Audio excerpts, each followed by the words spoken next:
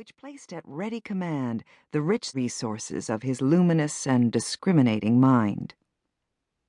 Madison did not leap forward to meet strangers or try to dominate in conversation. He was naturally reserved and perhaps also influenced by a lesson of his youth.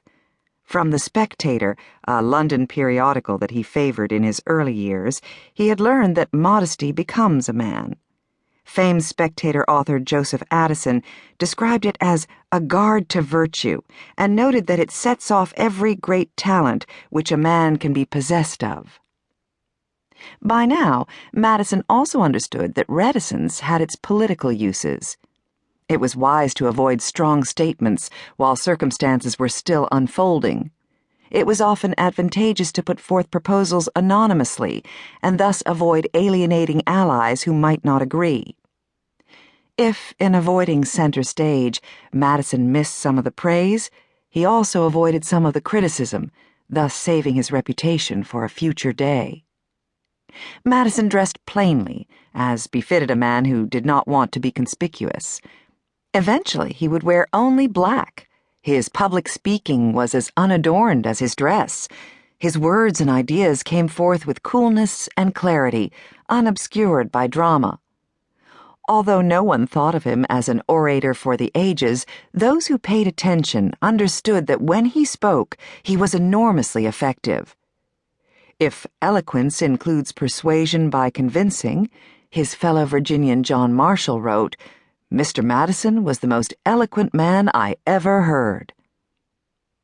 Thomas Jefferson believed that Madison's reserve had held him back when he first began his public career, and another friend, Samuel Stanhope Smith, told him that his early achievements had come in spite of all your modesty.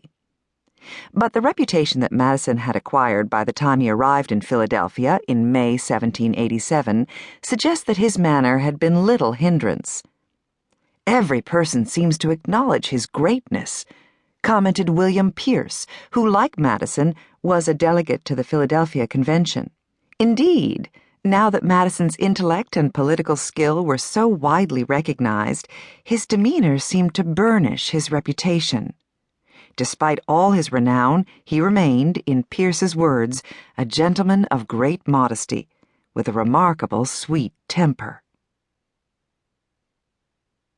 Although she was the same age as Congressman Madison, Eliza Trist sometimes assumed a motherly attitude toward him. She knew from Jefferson that much as he had accomplished, he was likely to achieve still more, and she worried about the torrent of abuse he would have to bear as he rose higher.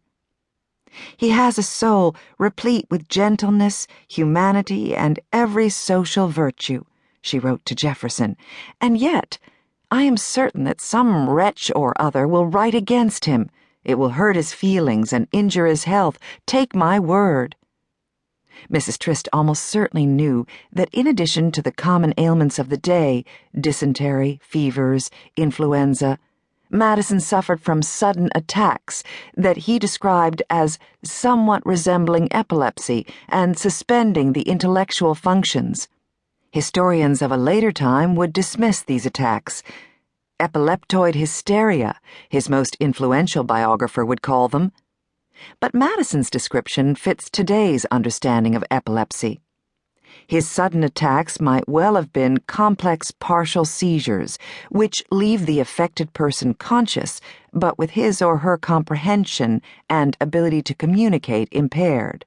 The intellectual function suspended, one might reasonably say. In Madison's day, such attacks were not generally regarded as epileptic, which may account for the qualifiers in his description. Epilepsy was a term reserved for convulsive seizures, but Madison saw a relationship between his attacks and those in which people fell to the ground and convulsed, an understanding that put him in advance of his time.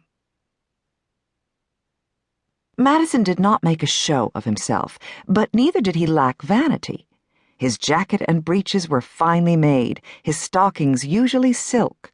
He powdered his hair and combed it forward to a point in order to cover a receding hairline. And, unassuming though he might seem, he didn't hesitate to take on enormous projects. Standing in Mrs. House's parlor, his clothes still damp from